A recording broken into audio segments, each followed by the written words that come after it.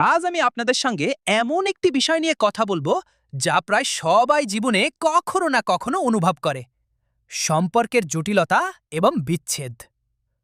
আপনি হয়তো ভাবছেন, আমি যা চাইছিলাম তা পাইনি, আমার সম্পর্ক শেষ হয়ে গেছে, আমি ভেঙে পড়েছি।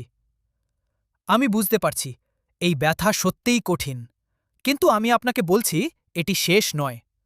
সম্পর্ক মানে কেবল সুখ নয়, এতে থাকে শিখন, অভিজ্ঞতা এবং নিজের মূল্য বোঝার সুযোগ। একটা উদাহরণ দিই। ধরা যাক একজন ছেলে বা মেয়ে প্রেমে পড়ল। শুরুতে সবই সুন্দর, হাসি, গল্প, স্বপ্ন। কিন্তু সময়ের সঙ্গে জটিলতা আসে, মুখোমুখি বিরোধ, বোঝাপড়ার অভাব বা দূরত্ব, সব মিলিয়ে সম্পর্ক শেষ হয়ে যায়। প্রথম দিন বা সপ্তাহগুলো মনে হয় আমি আর ভালো থাকব না, এটাই স্বাভাবিক। কিন্তু সময়ের সঙ্গে শিখতে হবে বিচ্ছেদ মানে শেষ নয়। আপনি যা হারালেন তা শুধু একটি অধ্যায় শেষ হয়েছে। এটি আপনাকে শেখায় নিজেকে চেনা, সীমা বোঝা এবং ভবিষ্যতের জন্য শক্তিশালী হওয়া। আরেকটা উদাহরণ দিই। বিখ্যাত লেখক জে.কে. রোলিং তার ব্যক্তিগত জীবনে অনেক ব্যর্থতা এবং সম্পর্কের হতাশা ছিল, কিন্তু এই অভিজ্ঞতাগুলো তাকে আরও শক্তিশালী করেছে। ফলাফল, আজ তার লেখা কোটি কোটি মানুষের হৃদয় ছুঁয়েছে। আপনি কি বুঝতে পারছেন? ব্যর্থতা, অবহেলা বা বিচ্ছেদ সবই আপনার জন্য নতুন শিক্ষার সুযোগ।